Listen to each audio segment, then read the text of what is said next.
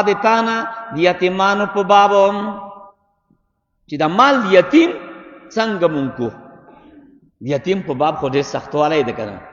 نو صحابه کرام وو چې د مال مونږ د خپل مال سره ګډوو که زیات شي یا مونږ ګډه ټیکاره ده که چېرته مونږ زیاته وخورو دی به کمه وخوري دا به څه کېږي؟ الله ورته وفرمیل چې خیرخواه اوسېږه، مینه ورسره لره، نوره خیر ده. که ځان سره دم مال په خپل انداز ګډه کې نو فاخوانکم کنه خو تاسو ورونه دی خیر ده کنه، خو شر دا ده چې خیرخوا به یې اوسېږي، خیرخوا بدخوا به یې نه وي.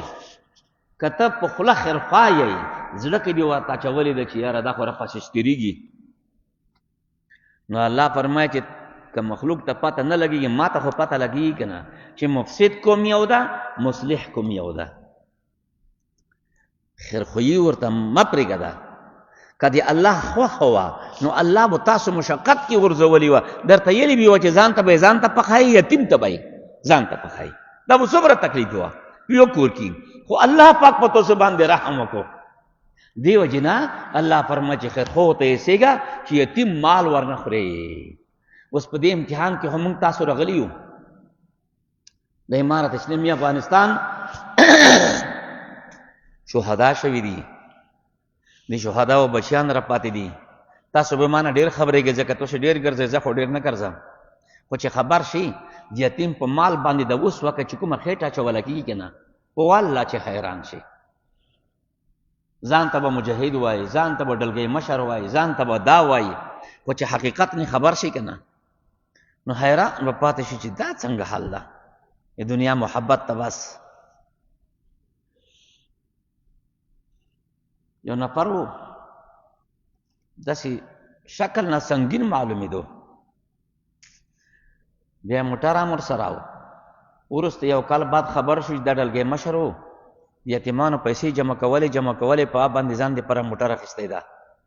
یا الله قدرت ته یتیمانو پسې هیئت لاړو. امارت خو الحمدلله سترګې لري، خپل حق نه ورته وصول، هر څه یې ترېنه واپس کړل. دنیا کې هم ذلیل شو، لاړو آخرت کې هم ذلیل شو. اوس هم داسې خلک دي چې تاسو د معیوبینو ریاست ته ورشئ که نه په دروغه باندې چې دی کوم پرمې جوړوي، په دروغه باندې کومې خبرې کېږي هغه ته ځان برابروي.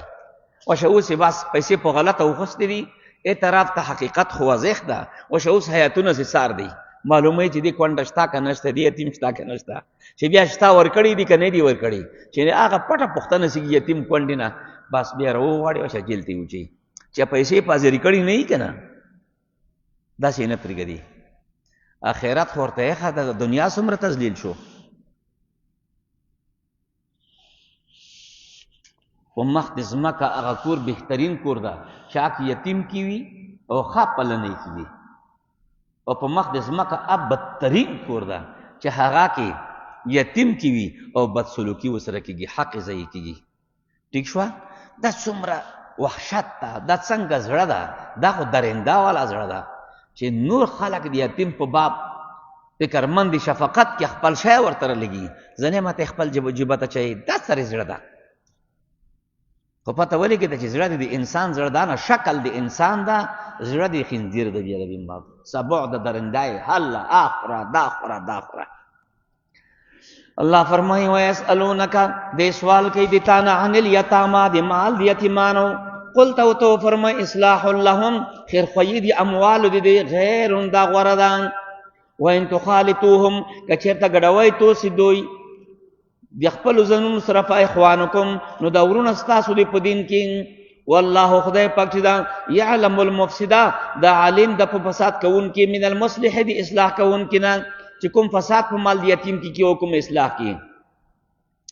ولو شاء الله که چېرته خوښه وه د الله تعالی لاعنتکم نو خامخا به مشقت کې چولي و تاسو چې یو ځای مه خورئ. ان الله بشک الله پاک چې دا عزیز دا غالب دا په حفظ د مال د یتیم کې، په تا نه امتحان ده. حکیم الله حکیم ذات ته چې دا حکم یې وکړو تاسو ته د اصلاح، چې اصلاح د مال د یتیم کوي.